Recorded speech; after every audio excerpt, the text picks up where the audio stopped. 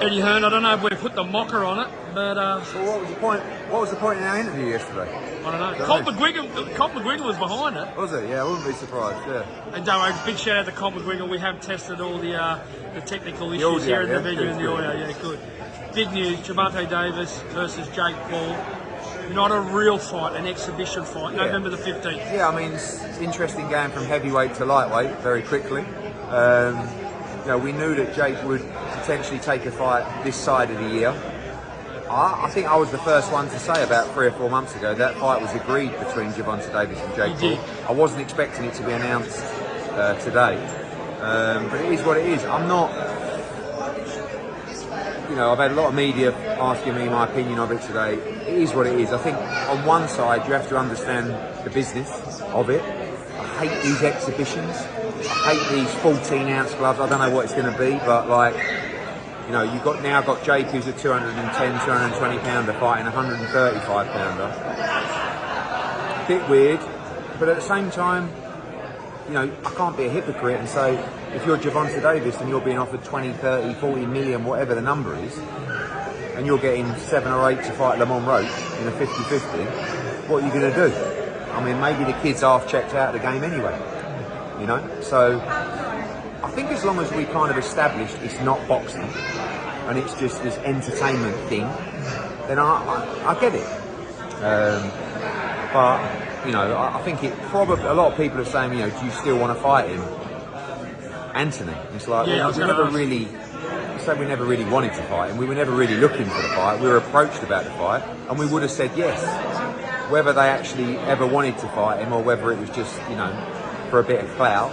But if he did want to fight, probably does change things a little bit now because, you know, if he gets beat up by Gervonta or, I don't know, like, I just don't know what's going to happen. But that's the freakiness of it. So I can't really knock it, but it's just not really for me. You know, a fight's a fight. It's Queensberry rules. It's 10-ounce gloves, you know, if you're the big boys. And if not, it's 8-ounce gloves, and it's 3-minute rounds, and that's the rules. So this is a kind of manipulation of the rules to make it allowable in certain commissions. But at the same time, I understand the business. Money's money, and the game's the game.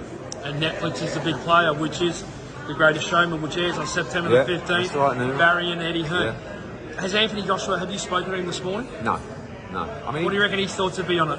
He was never like, you know, he's quite chilled about the whole thing anyway. He's kind of like that guy who just says, look, just phone me when it's done.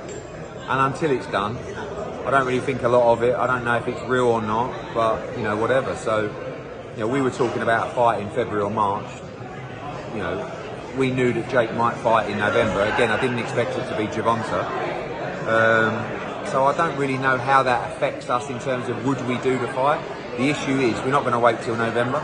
You know, I won't speak on his behalf like that, but I doubt we'd commit to the fight until that Tank fight's over, and we're not going to wait till November to make our move. So it's very likely that AJ will fight January, February now, probably against someone else. Yep. But listen, Tank's Tank, isn't he? Who knows what's going to happen with Tank? Still got to make the fight yet. How do you think Lamont Roach feels this morning?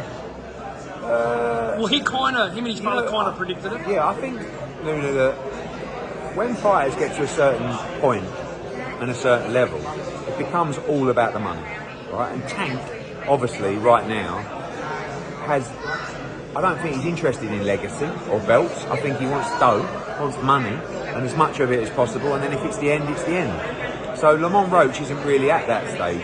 He's actually chasing greatness, but he's not capable of making a $20 or $30 million payday yet.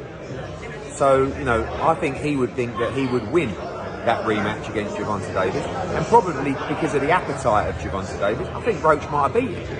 And I think that also comes down to Gervonta's decision to take this fight. You know, and let's look at the business of it. Like I said, you're getting 5, 6, 7 million to fight Lamont Roach in a 50-50, or 20 or 30 to have an exhibition spar with Jake Paul. How do you like Shakur? Obviously, Lamont yourself and AJ have had to reconsider some things, and you just said January, February. Lamont and his team.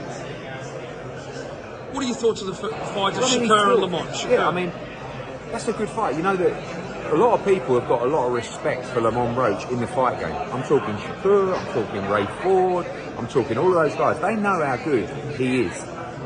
I think he's a guy that comes with quite a bit of danger, if I'm honest. Like, the Tank fight gave him good profile, but at the same time, he's a dangerous opponent. So, like, what does Shakur get out of that fight? Well, effectively, with him moving up in weight, Lamont Roach, that's just a voluntary defence for Shakur Stevenson. It's a tough fight, you know. Ray Ford, those guys, like, I'd love to put Ray Ford in with Lamont Roach. And, you know, Lamont Roach is in a decent position, but now I think he's got to go out and defend his world championship. So it's going to be interesting what's next for him.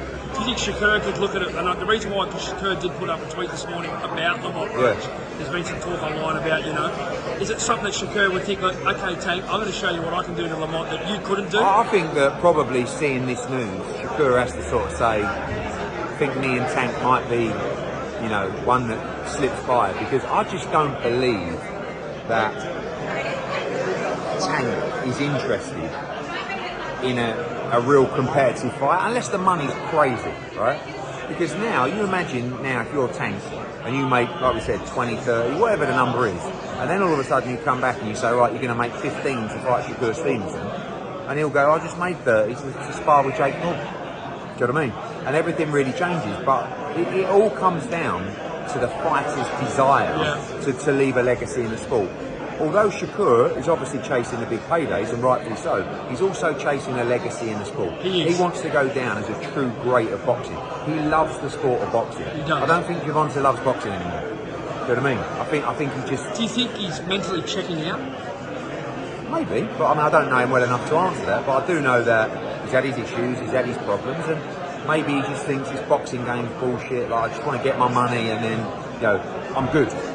Because these guys also spend money very quickly, you know, so you need to keep topping it up, and this is a good way to top it up very quickly.